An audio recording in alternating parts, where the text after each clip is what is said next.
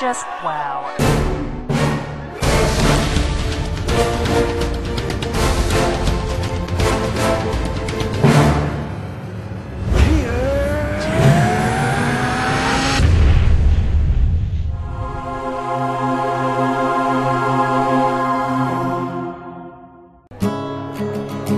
It's not even been announced yet. Thanks very much, everyone. That's a song called There's No News on Elder Scrolls V, and then in parentheses it says Stop Asking. Thanks very much for coming out, everyone. Welcome to the NExUS. We've got a pretty packed lineup for you tonight, and please, I've got some t-shirts and badges up the back. Please buy some, please, I need this. Coming up tonight, we run down the latest news from the world of Xbox 360, from New Mutant movements to live dash improvements. We take a look at the musical extravaganza that is Rock Band 3. The arcade cabinet tries to keep up with Sonic the Hedgehog's return to 2D, and music for your ears. So if everyone give a big round of applause for our next act, it's the Dans with this week's news. Alright, yeah, let's hear it. I'm the Dans and I'm here today to make you think about Xbox and games and stuff. Okay, 1, 2, 3, 4! Fans of the X-Men, Marvel's group of uncanny superheroes with powers like metal claws, a pair of red sunglasses and the inability to walk, are in for a treat with not one but two recent mutant-related announcements. First up, Konami's classic 1992 side-scrolling arcade beat-em-up is headed to Xbox Live Arcade. The game will feature drop-in, drop-out co-op for up to 6 players, and players can play as the 6 most popular X-Men: Cyclops, Colossus, Wolverine, Storm, Nightcrawler, and Gambit. That's weird. They've spelled Gambit D-A-Z-Z-L-E-R. What do you mean Gambit's not in it? Who the hell is Dazzler? No, you're making a scene! The other bit of news is that a brand new X-Men game known as X-Men Destiny is in the works. Little is known about the game yet, beyond that it's being developed by Two Human and Eternal Darkness developer Silicon Knights, and that the story is being penned by Mike Carey, the writer of comics like The Unwritten, Hellblazer and X-Men Legacy. Maybe it'll even feature Gambit. Stranger things have happened. Seriously, what's everyone's problem with him? He's awesome. Next up, some good news and some bad news about Gears of War 3. The bad news is that the release date has slipped from April 2011 to the impossibly distant fall 2011. The good news, however, is that there appears to be a reason for the delay in the form of a beta and dedicated servers for the game's multiplayer.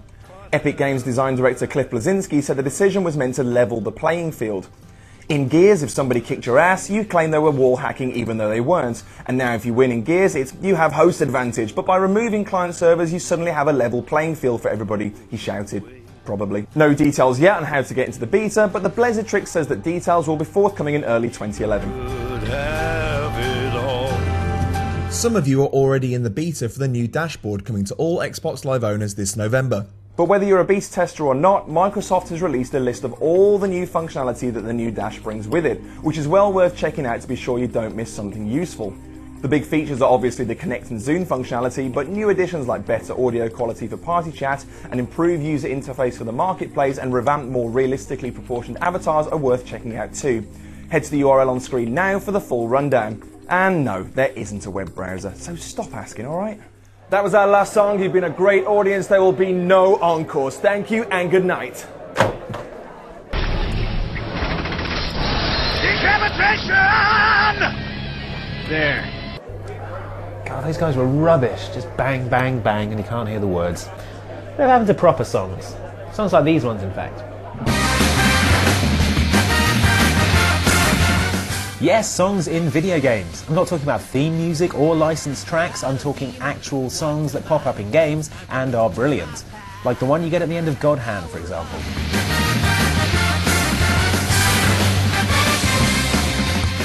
God Hand is ace for all sorts of reasons, not least that you can kick a luchador mask wearing gorilla into the sun, but if you can finish it, and that's a big if, you get treated to this amazing song where the main character Gene sings an incredibly literal song about all his God Hand powers, backed by choreographed dance routines and people being kicked in the junk. More of this, please.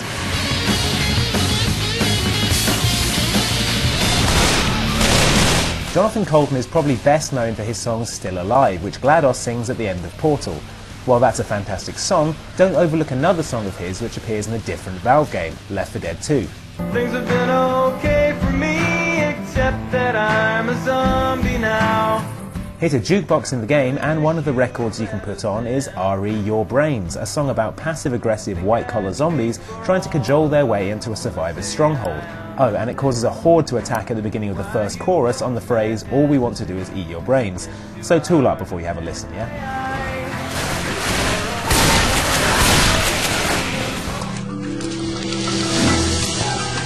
You can make a case for Curse of Monkey Island being the best game in the Monkey Island series, thanks to sequences like this one that begin the second act. We're a band of vicious pirates a-sailing out to sea. When you hear our gentle singing, you'll be sure to turn and flee. Oh, this is just ridiculous.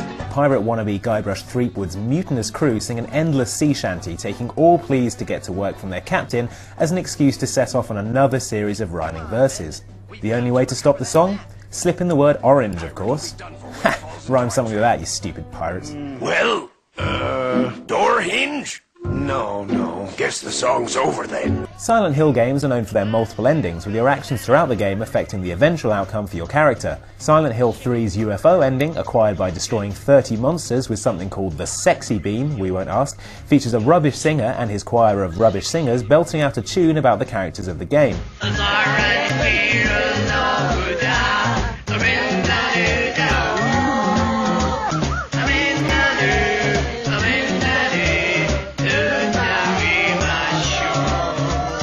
Then we have the amazing funky credit song from Rogue Warrior, made up of ham sculpture Mickey Rourke's barely coherent F-bomb riddled ranting from the game, set to a substandard GarageBand R&B loop. Sweet piece of enjoy the ride, sucker. Have a nice trip. It's a lot better if you imagine Mickey Rourke performing this live on stage in a club, particularly the bit which is just his various pain noises. Hi, my name's Peter Molyneux. You should choose the right moral decision and watch the NExUS. Music games, formerly known as the altogether more dubious-sounding rhythm action genre, have graduated from inaccessible arcade curio to massively popular living room mainstay, their rapid ascent to widespread popularity attributed to the fact that we're all massive sharks who love a good sing-song. Konami is widely accepted to have created the genre when it introduced odd DJ/keyboard playing hybrid Beatmania to the arcades. Its success resulted in various spin-offs under the Beamani banner, the most famous of which is frenzied seizure simulator Dance Dance Revolution, being demonstrated here by Andy.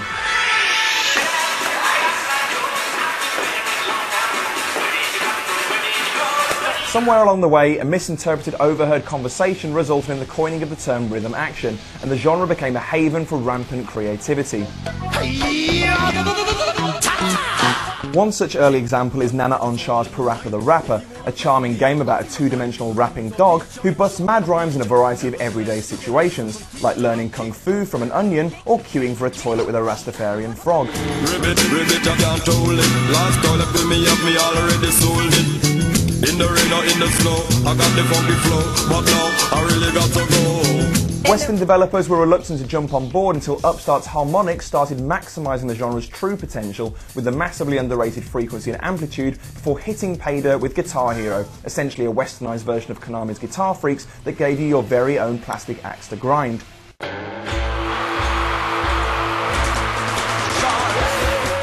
Following the acquisition of the Guitar Hero brand by Activision, Harmonix teamed up with MTV to make the logical jump to a full band experience. Rock Band added drums and vocal to the mix, forever transforming house parties into impromptu jam sessions and my upstairs neighbours' lives into a constant sleep-deprived nightmare. The huge success of both Guitar Hero and Rock Band saw the genre expand even further to incorporate pure singing games like Lips, turntablism simulated DJ Hero, and soon full-body tracking dancing games like Dance Central for Kinect. Now we're just a few weeks away from the launch of Rock Band 3, which promises to be the most comprehensive music game ever created and the closest thing you can get to being in a real band without having to go through all that tedious practice and drug addiction, thanks in no small part to the all-new Pro Guitar mode. Here are some chaps from Harmonix we press ganged into telling us more. The most eye-catching thing we've got here is this new Squire Controller with the actual strings. Can you talk us through like what we're seeing here and kind of the new stuff, the technology that's been incorporated into it? Well, it's a real Fender Squire Stratocaster embedded with our technology, all the sensors throughout the neck and the body, and you can actually play the game with this. Also plug into an amp and play music. If I were playing the game and I turned the music right down on expert mode, am I playing the real guitar part? you are playing note-accurate guitar parts. And basically, if you actually put down your guitar, picked up a real guitar, and had the right tuning, you'd be playing it pretty much. That's right. And we, we understand that a lot of players are going to be daunted by that at start. So what we have is a lot of tutorials that break down the song into the basic riffs. You can slow it down till you get it to memory, then you put it together, and then bam, you have Bohemian Rhapsody on Expert Pro Guitar. That's the dream. Is this the ultimate evolution of the music game? Is this the kind of the final point now? Yeah, we think so. We hope it's not the ultimate, but really we think that this is a great investment for players to really spend a lot of time on. They're going to be spending hours, hundreds of hours on Expert Guitar, on Pro Guitar.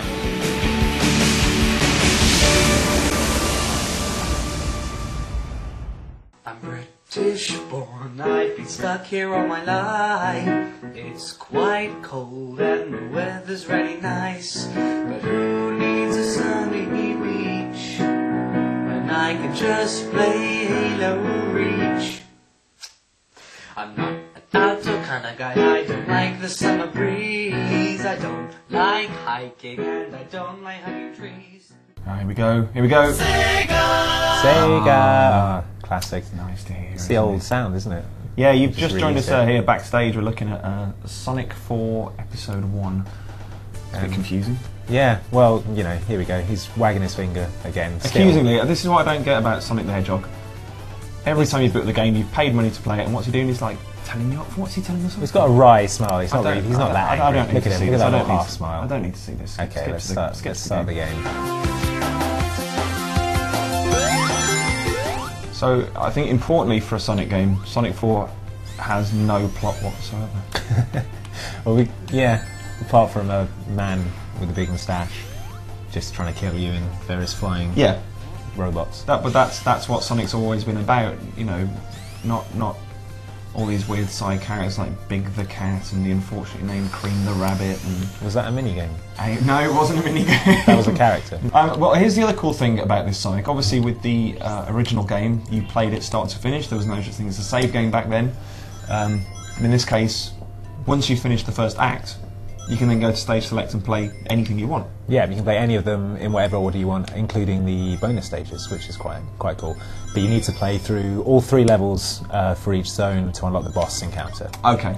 So, but I mean, it's quite a good idea though, isn't it? Yeah. The early levels, I think the first zone is really a kind of a gentle lead-in, but the one you're in now, Lost Labyrinth, is genuinely tricky, especially when you've only got Torchlight to kind of accompany you and show the way. Yeah, totally. Another new thing that Sonic's got here is this lock-on ability, where you can lock on to things like enemies and the little plunger jump pad things, and you can kind of zip through the air. It's like a kind of an auto hit almost, but you do need it to get through some of the new sections. Is this a worthwhile buy? For me, definitely. I mean, I was a huge Sega fan when I was a kid. I had a Master System, I had a Mega Drive, I had Sonic for both those consoles. And this just feels like the sequel I was waiting for back then, you know, however many years ago. It's like, you know, they've finally done it right, and this is a beautiful trip down memory lane for me. Great stuff. I mean, I had an irrational hatred of Sonic purely because he belongs to the wrong multi-billion corporation. But you know, I've grown up. I've seen the error of my ways, and I think this is a fantastic game. It's hypnotically beautiful. It plays as a decent 2D platformer should, and the even better news is it's only episode 1, so we've got even more to look forward to. Thumbs up, Sonic? Yeah.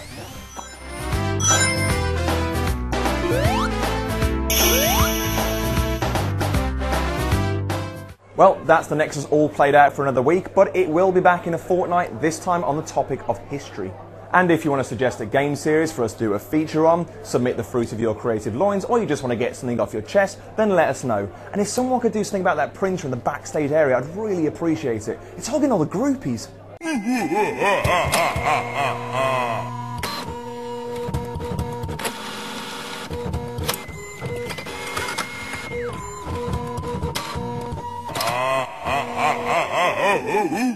Yeah, mate, that's the one. Sort it out. The NExUS! Consider yourself rocked!